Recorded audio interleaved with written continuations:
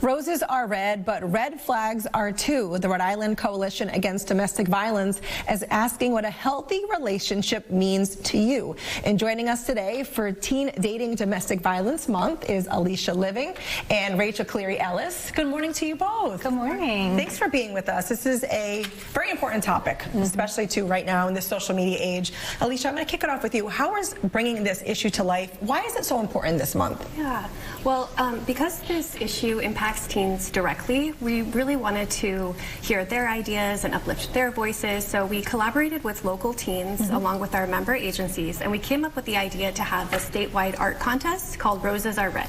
So teens ages 13 to 18 can submit their artwork either as a social media post or a poster, and then around the theme of healthy dating relationships. And at the end of the month, we're going to choose 3 winners who will get cash prizes and have their artwork featured statewide. That's amazing. That's very cool. Now, Rachel, how prevalent is teen dating violence?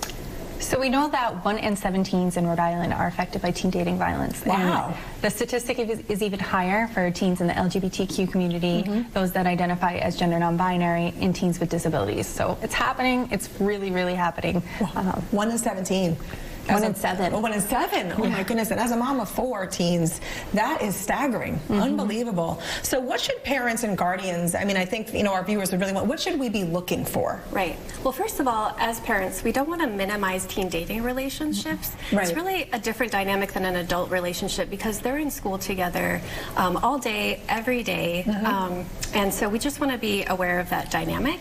But things to look for are really changes in behavior. So that could be changes in dress or changes with their friend group. Maybe they're not hanging out with their friends as much. And lastly, we really want to be aware of kids. You know, they're always on their phones. Yes. And so digital abuse is something we need to be aware of and look out for. And so that could mean forcing your partner to share their password or their location or to send photos. So again, we don't want to minimize teen dating violence. We want to be there when our kids need us. Absolutely. I know we were talking before we came on is that, you know, it is such a different age now with teenagers and having social media really for them, the sharing of location, the sharing of passwords. It really is a different era than it was when we were teenagers. It's so scary in a way. It's very different. So what do local agencies provide to teens facing domestic, dating violence?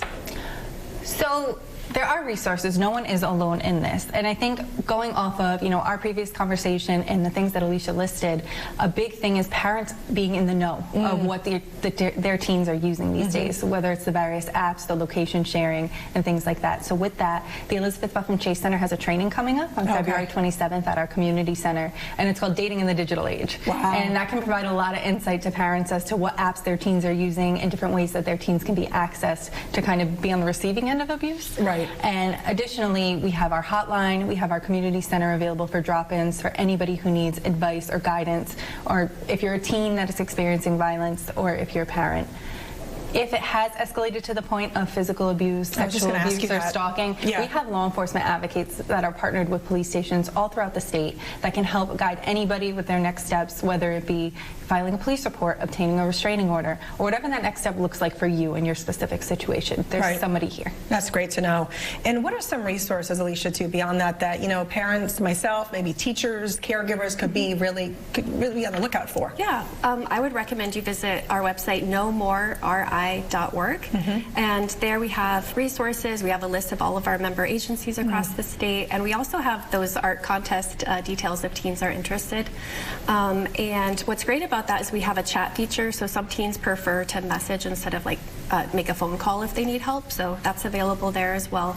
But for parents or teachers or even teens who want to make a call, we have a statewide helpline that's available 24/7, and that's 800-494-8100.